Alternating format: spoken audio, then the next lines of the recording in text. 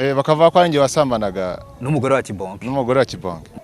Niba ikintu kibaye Yego. ko kigomba kuvugwa uko kiri. Mubajije uwitwa Mama Safi batangiranye icyumba cy'amasengesho na Kibonke. Ari hehe? Hari undi mugore watangiranye icyumba cy'amasengesho na Kibonke. Ubaze umwarimu witwa Jeannette. Wari mwarimu hano. Abantu bose ubona ni bashyashya n'uyu mugabo uhagaze hano. Muvandimwe hano ugiye kuduha amakuru basenganaga. Muvandimwe uraho neza? Muraho neza. Amakuru ni meza cyane turashima Imana. Witwa nde? Nitwa Jean Claude Nshimiyimana. Witwa Jean Claude Nshimiyimana. Yes. Kibonke wari umuzi nk'iki, wari umuzi iki? Ya Pastor Kibonke twarabanye. Yego. Yaransengeye. Yatumye nizera Yesu Kristo nk'umwami n'umukiza. Yego. Bega muri make yabaye umushumba wanjye uretse ko tutakomezanyije. Na yahe makuru adasanzwe waruzi kuri Pastor Kibonke? Ya ntabwo navuga ngo hari amakuru adasanzwe nari nsanzwe mufiteho. Gusa ngewe muzi nk'umukozi w'Imana. Imana ikoresha imirimo n'ibitangaza. Yego. Kandi usenga nyine wabereye urugero rwiza. Yego. Abanyarwanda niko nabivuga. Yego. Hano ndi kubona ibintu bimeze nkaho byagoranye. Uri kubona ko ari abantu bamwe na bamwe bari gukumirwa, ukabona nkawe kugira ngo ukore ikiganiro harabavuze bati uyu mugabo baramutenze nagagomba kugira ikintu na kimwe avuga kuri Kibonke. Hari abantu bari bemerewe kuvuga kuri Pastor Kibonke, hari n'abatabyemerewe. Ya ko mbitekereza hariho abantu batabyemerewe kuvugira nk'imbere y'itangazamakuru nkanjye ndi imbere yaryo. Ntabwo yemerewe kuvuga kuri Kibonke. Ya bo ku myumvire yabo, ku myumvire y'abantu bamwe na bamwe. Abantu benshi babyumva ko ntemereye kumuvugaho. Yego. Ariko buriya buri muntu wese afite ubuhamya. Buri muntu wese afite ubuhamya bwa mugenzi bwa Pasiteri. Yego. Nanjye Pasiteri hari uko muzi. Yego. Ko twabanye, hari uko yabanye n'abandi. Yego. Hari nuko atabarutse ameze. Yego. Ubwo uriya mugabo yararimo ararwanira avuga ati uyu mugabo ntago agomba kujya mu itangazamakuru, abatipe nyuma batangiye guhisa bati uriya mugabo ngo niwe aronguraga umugore wa Kibonke ngo niyo mpamvu. Bakavuga ko ari njye wasambanaga n'umugore wa Kibonke.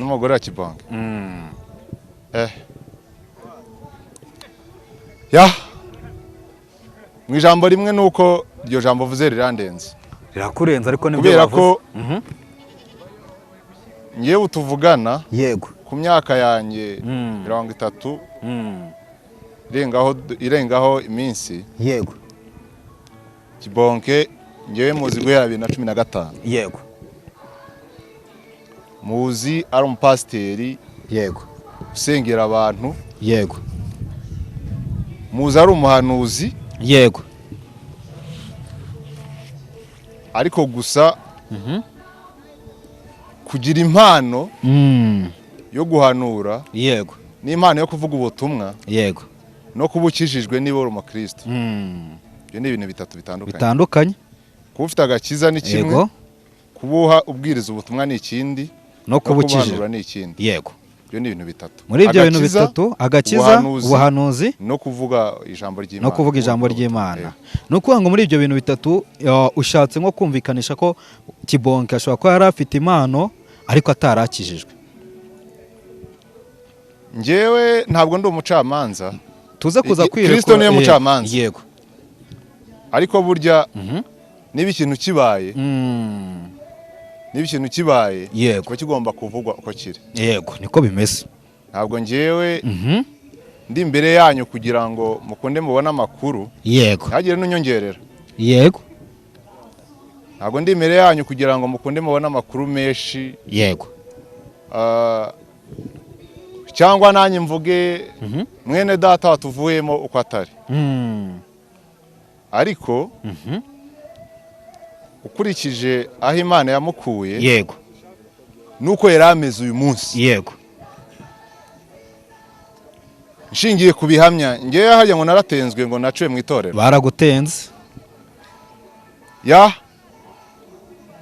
mu Rwanda hari amatorero angahe? Amatorero menshi cyane.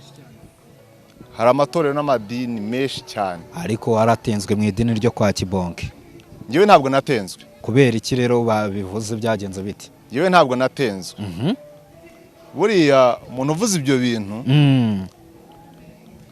yatuma mpita amena n'ibyari biri mu mutima ibohoro bivuga kuko nawe yabivuze yatuma bita bisohoka wowe ibohoro bivuga ko nawe yabivuze ariko ikintu cya mbere ese niba ngewe ntenzwe yego mubajije uwitwa Mama Safi batangiranye icyumba cy'amasengesho na Kibonge ari hehe?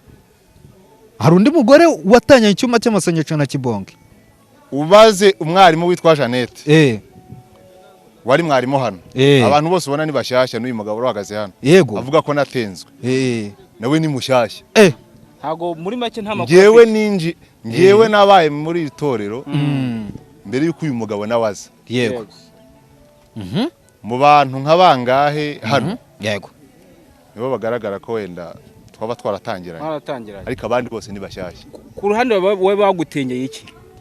Ni uvuga ngo niba ari ugutengwa, niba ari ngiye muntu utari rukiri umumambure w'itorero, yego turi abantu benshi. Hari uwitwa Mama Safi, hari uwitwa Mama Bonfils, yego hari uwitwa Mama Ngabire, hari uwitwa Jeannette, yari umwarimu hano. Hari abantu benshi bagiye baharanira kugira ngo iri torero ribe itorero rikomere, ariko umuntu hatangiye kugenda abona icyaturo, abona amaturo menshi, abona amaturo wa muntu urumva niba utangiranye n'umuntu business yatangiranye na Mama Safi, reka mba ariko mbivuga ngo nta gashinga batanze, ariko n'urugero ntabwo itorero ari umushinga, ntabwo itorero ari akarima k'igikoni umuntu kwa ngo batangiranye, nimba utangira n'umuntu business. Yego, reka nkwihera urugero wenda mbe ntandukiriho gatoya. Yego, niba utangiranye n'umuntu business, abakiriya benshi bakaba ari wowe baza bagana, yego, kandi hari abo mwashoranye, yego, kubera ko umaze kwigarurira abakiriya, yego, ukumva ko runaka uyu nguyu nta gaciro agifite, kandi mwaratangiranye, wamwereka ko nta gaciro agifite bitewe n'imbaraga abona yaba yarashyize muri iyo business. Yego, urumva ukabona bitakunda ugahita umwita umurozi. Wowe hari uwo yise umurozi? Oya, njye ntabwo niswe umurozi, ariko hari umubyeyi wiswe umurozi mu cyumba cy'amasengesho, wiswe umurozi mu cyumba cy'amasengesho, yiswe umurozi, yamwise umurozi, ari Kibonke umwita umurozi. Buriya umuntu uvuze ngo narirukanwe, yego, tumye mvuga uko ngo abundi hari impamvu zituma umuntu acibwa, hari ubusambanyi, hari mu matorero, hari ubusambanyi, hari ukwiba n'ibindi bikorwa bigayitse, n'ibindi bikorwa, yego, n'ibindi bikorwa, yego, ni byiza. Ariko buriya umushinza w'umuntu baragenda, umushinza wawe ni wa mutima wawe. Yego, ni byiza kuba tukubonye. Umuntu navuga ngo waroze, wowe mu mutima wawe wasuzuma ugasanga uburozi utabufite muri wowe. Yego, nta kizabuza. Ni byiza kuba tukubonye waratangiranye na Kibonke umurimo. Hari benshi bagiye bavuga amagambo agiye atandukanye, hanyuma hari abantu benshi. Ubu se hano atuye ntihitwa kwa Kibonke mu byangombwa byo kwa Kibonke. Yego, hitwa kwa Kibonke. Ubu se ndeke kuvuga ko hari umuntu waje agakirizwa mu itorero, agakira indwara yari arwaye, agatanga ubutaka, akavuga ngo umunsi urusengero rwagize ubushobozi, bwaramaze kubona ubuzima gatozi n'iki, hazubaka urusengero. Niho yahise atura we. None se ubu harubatse? Noneho niho yahise yishyira inzu. Oya, cyane niho yahise ashyira inzu yo kubamo. Ariko ibyo sinshaka kubigarukamo, byari mu burenganzira bwe, byari mu burenganzira bwe, urumva. Ariko mwari mufatanyije umurimo. Kuba naza nkasenga, ntabwo nshinzwe protokole, ntabwo nshinzwe amaturo, ntabwo nshinzwe ibindi bintu byo mu itorero. Icyanjye uretse kugenda nkapfukama imbere y'Imana nkayirira ubundi nkataha. Ariko wabonye ko ari ikizira kuba wageze ahangaha, ariko kuba naba nageze hano waje guherekeza Kibonke, wabonye ko ni ikizira batuye umuntu ntabwo agomba kugaragara. Yes, impamvu umuntu ashobora kuvuga ko ntishimiwe yego ndetse ko nanemeye no guhagarara hano ngo mvuge yego byanze bikunze umuntu wanga ko mvuga nuko azi neza ko mfite icyo kuvuga ufite ukuri nuko azi ko mfite icyo nshaka kuvuga yego ariko gusa mu ijambo rimwe yego pasiteri nubwo twabanye reka tuvuge bishop ko nabonye ari bishop nubwo twabanye igihe kikagera ntidukomezanye yego ariko araho yabaye umugisha kuri njyewe ariko akagira n'ahandi ngabarya araho yabaye umugisha kuri njyewe ariko hari nawe yagusubije araho yabaye umugisha kuri bene data haraho yabaye ariko kuba uhanura yego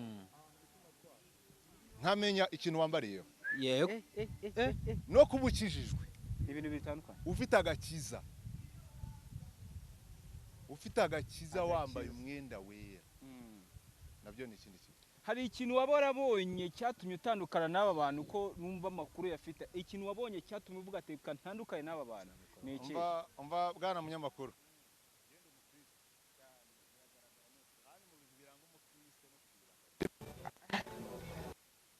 ko wakibura intore z'Imana ziri hirya no hino ziba zitandukanye zikurikira abantu zitazi ukuri mu muco wa kinyarwanda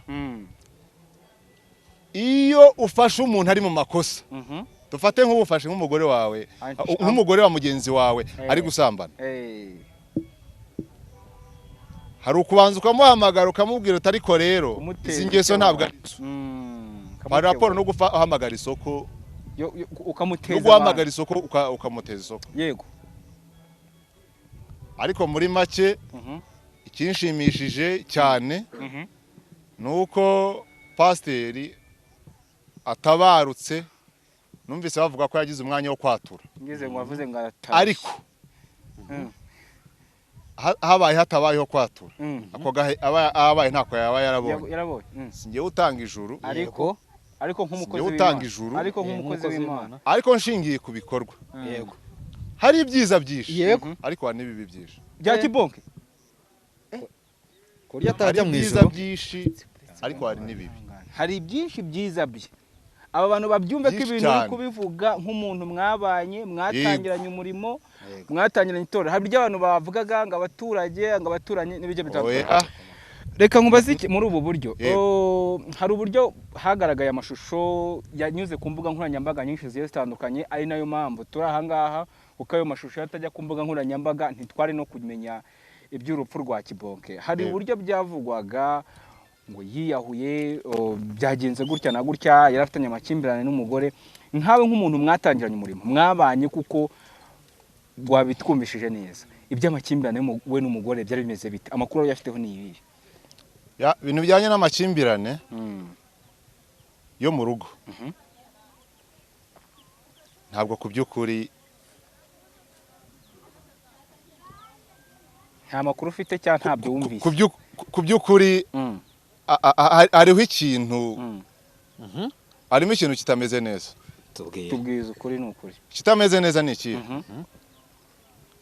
ni byiza kuba uri umugabo ufite akazi cyangwa ufite aho ukura amafaranga yego ariko n'umugore akaba afite uko asapotinga urugo nawe afite akazi ahantu na kritika pasiteri yego naho gufata umugore akamubwira ngo ave ku kazi k'ubwarimu wakeka ko bashobora kuba katahirya kaba intandaro yo kumukura ku kazi kuboroka akazi k'ubwarimu ngo yirwe mu rugo muri make yakekaga ko ajya ku kazi akajya mu bagabo yes muri make tubivuge gutya yego bituma mukura mu kazi ati ngwino wicare mu rugo kandi n'ubu ku bushishozi yego ntabwo afite umugore mwiza pasiteri ntabwo afite ntabwo ndi bufate ku ruhande rumwe ngo urundi ngo mfate uruhande rumwe ngurambike hibuye urundi ruhande ngire umugore wa bishop wari umukristo reka tubwize ukuri umugore wa bishop nk'umuntu uhagaritswe ku kazi yego bikekwa ko cyangwa yarafashwe ari mu byaha ukava mu rwego rwo guproteja no kukurinda ku kazi kareke ayo makuru se koko waba urayumvishe ko yaba yarafashweho? Yego yarafashwe. Umugore wa pasiteri yafashwe ari kumwe n'undi mugabo. afashwe ari gusambana. Ayo makuru yewe buriya mvuga ikintu nzi neza naba narabonye. Yego. Ngewe ntabyo nabonye. Wabyumvise bivugwa? Nabyumvise bivugwa. Ariko hari ukuntu ushobora gushingira kuri bambwiye. Ndetse niba umuntu akubwiye uti kanaka bamagaritse ku kazi kubera izi mpamvu. Yego. Kandi koko niba mutajyaga mwahuraga muri weekend. Ukabona kuwa mbere murahuye, kuwa kabiri murahuye, kuwa gatatu murahuye. Byanze bikunze ya makuru uhita confirm. Yego. Ku ruhande rumwe icyo kintu wavuze ati sinkishimira aho pasiteri ariko n'umugore afite si mwiza bitewe n'ibyo twamwumvagaho bivugwa hirya no hino hagiye hatandukanye. Ku ruhande rumwe nk'abantu mwakoranye umurimo, pasiteri w'imico ye wavuga ko yari iyihe ku bigendanye n'ayo makimbirane yo mu rugo? Ni ukuvuga ngo ngiye maze imyaka dutandukanye. Iyo nazaga nk'uko nawe waza nje kwishakira Imana nkataha. Kuva unamenya byo muri iyo biro yo mu nzu y'umugore n'umugabo ngo nabihagararaho gutya nkabiyagira umuntu. Oya, ntabyo wavuga. Ntabyo navuga. Ibyo navuga byaba ari ibinyoma. Gusa mu ijambo rimwe pasiteri. Yego. Hari abantu benshi batangiranye umurimo. Bagiye babasha kumugeza ahari. Kuko burya niba utangiye itorero uri umuntu utageraga naho uba cyangwa utakwigurira umwenda, ukageraho Imana igutabara,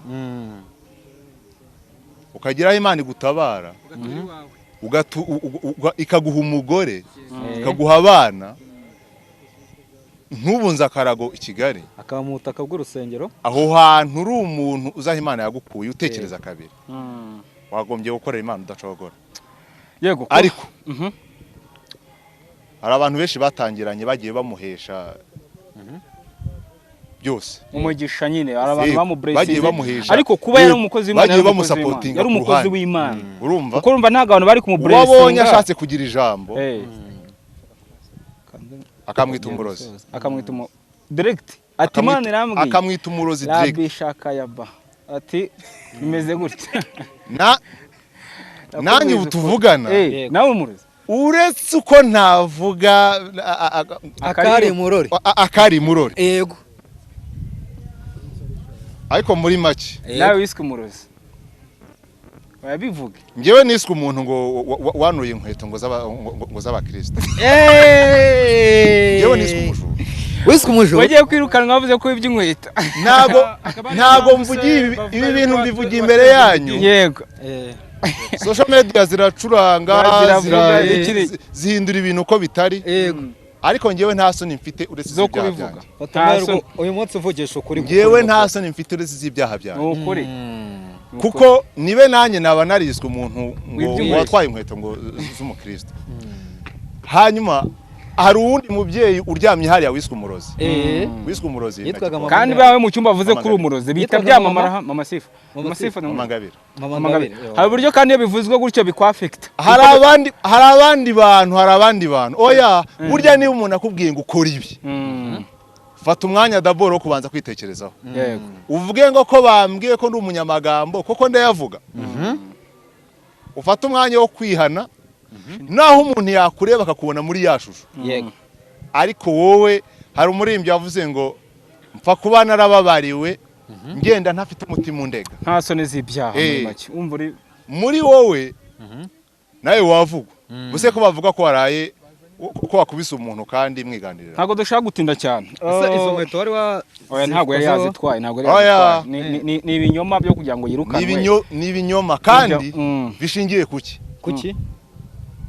Niba utangiranye n'umuntu umurimo, itorero nta ntebe rigira. Yego. Abakristo baza bakicara hasi. Itorero kagera ku rwego rwo kugura intebe abantu baticara hasi. Bakabona n'ikibanza. Itorero kabona ikibanza. Itorero kabona senti, kabona mixer. Ibikoresho bya sonorisation byo mu rusengero birahenda. Noneho umuntu yabona utangiye kuzana ijambo, kuzana ibindi bitekerezo byagutse. Umuntu akabona ko hari ushobora kuzamurusha ubwenge, akavuga mu rwego rwo kugira ngo mwiceho. hano wibye inkweto agakoresha strategy yo kwangisha abantu Igisambo kibi inkweto yo kugusebya akwangisha abantu igisambo kibi inkweto z'abakristo rigisohoka ategoyo inkweto yarazimaze agakoresha strategy yo kukwangisha abantu urumva agakoresha strategy yo kwangisha abantu ubwo urumva niba ari umushyitsi aho ugiye ahita amenya ati iki ni igisambo cy'inkweto aho ugiye niba uri umushyitsi aho ugiye ukamenya ngo uyu muntu ateye gutya kubera ko nta makuru ufite ahagije nta makuru umufite ahagije yego ndabaza ikibazo uwo muntu akaba yamba urumva utamwambije cyane ufite agahinda nubwo wajyanga ufite n'agahinda yumvikana ko wakomeje ngewe ubwanjye sinifitiye agahinda na n'ubu pasiteri pe Imana yumve ko mubabariye ariko yaragukomerekeje ndamubabariye ariko yarankomerekeje mbese waruje kumuhereza imbabazi yego yaragukomerekeje no mu bintu bitumye impagarara imbere yanyu yego nagira ngo ugiye pasiteri muhimbabazi haleluya haleluya pasiteri Imana ishimwe pasiteri ko ngenda umwana w'imfubyi agiye cyageze naratawe na famiye yanderaga n'iki yego yarangaburiye pe kandi yatumye ngira imbaraga zo kwizera Kristo yego hari icyo yagufashije muri we agusanga hari icyo yamfashije amen ariko niba umuntu akoze neza mushimire yego niba akoze nabi nabwo afata umwanya mu kritike umugaye kuko yagiye yangisha abantu abandi urumva nk'umuprotokole umuntu wari mu protokole w'itorero abantu bose bavuga ngo dore wa mubyeyi ejo ukumva atambutse ngo dore wa murozi kandi abyiswe n'umuntu cyangwa wagenda ukumva ngo dore wa mujura cyangwa ukumva ngo dore wa munyamagambo cyangwa ukumva ngo dore wa mugambanyi ntabwo bikwiriye mu batangiranye hari uwo bari bakiri kumwe mu batangiranye yego mu bantu batangiranye nabonye hano yego oya mu buryo wari usanzwe nahabonye abantu batatu ni kuvuga mu idini abatasebeje bakagumana yego ni abantu batatu gusa kandi bari abantu nko muri 20 bageze nko muri 20 urumva niba utangiye n'abantu 20 reka twemere umwe yakubera mubi yego babiri bakubera mubi ariko ntabwo abantu muri 20 ntabwo basigarana abantu babiri ngo 18 bose bakubere babi yego kuko buriya niyo uri umugabo ugashaka umugore umwe ugashaka babiri ugashaka batatu ntabwo ikibazo kiba ari abo bagore yego ikibazo nawe ubwawe ugomba kwicara ugatekereza gusa mu ijambo rimwe yego pasiteri uko yagize umwanya wo kwatura uko nabyumvise yego akatura agasaba Imana imbabazi nubwo nabo bose baba batabizi nawe wenda bafite uko bamutekereza nuko bamuvuga cyangwa n'ubuhamya bamutangira imbere y'Imana ariko ngiye mu ijambo rimwe nubwo yansebeje ndamubabariye Imana yo mu ijuru yumve ko mubabariye ntitaye ko mfite icyo gikomera urakoze Imana yo mu ijuru yumve ko mubabariye uramubabariye ndamubabariye pe n'Imana yo mu ijuru ibyumve ariko se kandi yes mfite nshobora kwibaza muri uko kumubabarira kandi yamaze gutaha yamaze kuva mu mubiri biri buze gufasha iki abantu babyumvise ko mubabariye kandi atakiri no kuvuga ngo byanze bikunze nko muri abantu twasenganye hari abavuga uti waratenzwe wirukanwe mu itorero wagize gute ariko mu bantu be twabanaga hafi umunsi ku wundi hari abaciye mu gikari bakambwira kro Paul muvandimwe tubanye igihe twasangiraga twagiraga gute ariko ibi bintu simbizi tubabarira reka wenda tuzashaka undi mu mwanya tuganire reka dukomeze n'ikikorwa ndabona gisa nk'icyatangiye wenda tuzashaka undi mwanya tuganire na mukanya twakonya tukaganira murakoze kandi turagushimiye cyane by'umwihariko kubwo kwemera gufata umwanya wawe kugira ngo ubashe kuduha amakuru kuko hari benshi bari bakeneye kuyumva gusa nkamwe bitangazamakuru umunyamakuru ntagira umupaka akora ku kintu cyose muzasabe nka minisiteri y'umuryango niba ngombwa byaba mu kagari cyangwa muri ya nteko y'abaturage bazongere bafata abantu babigishe kubana niba bita umugore n'umugabo nubwo uwo mubano baba barawize bashingiranwa cyangwa bagira gute babigishe kubana kuko niba umugabo kuko ubu nta mugabo cyahukana niba ubona umuntu byanzeho kugira ngo wivuse ubuzima yego kabone nubwo waba afite umutungo ungana gute ko hano hari umutungo pasiteri asize umutungo nk'uwa miliyoni hafi 100 yafata nka miliyoni 5 akigendera akajya gutangira ahandi hantu ubuzima byari kugira yego ariko nyine satani ntiyabyemeye ni umwuka wamujeho pasiteri ariko minisiteri y'umuryango yegera abanyarwanda cyane igera imiryango cyane niba ubanye n'umuntu ukabona bidashoboka par rapport na divorce mushobora kudivorusa umuntu yagiye mu bwe buzima wo kugira ngo yiyambure ubuzima cyangwa se abwambure mugenzi we okay hari ikintu kimwe twahoze dukoraho inkuru ejo hakeye tuvuga ibibazo byugarije abantu muri no minsi abantu baba bafitanye amakimbirane yo mu ngo aho kugira ngo leta itange ubufasha bwo kuba babasha gukemura ibyo bibazo byabo umwe ari ukwe n'undi ari ukwe ugasanga barabwiye ngo umwe nabe mu cyumba n'undi abe mu kindi hari ibyo ubwo mu by'ukuri abantu bari mu nzu imwe ibyo bibazo biba bizakemuka ubibona gute wowe no kuvuga ngo niba uri umuntu w'umugabo ufite amafaranga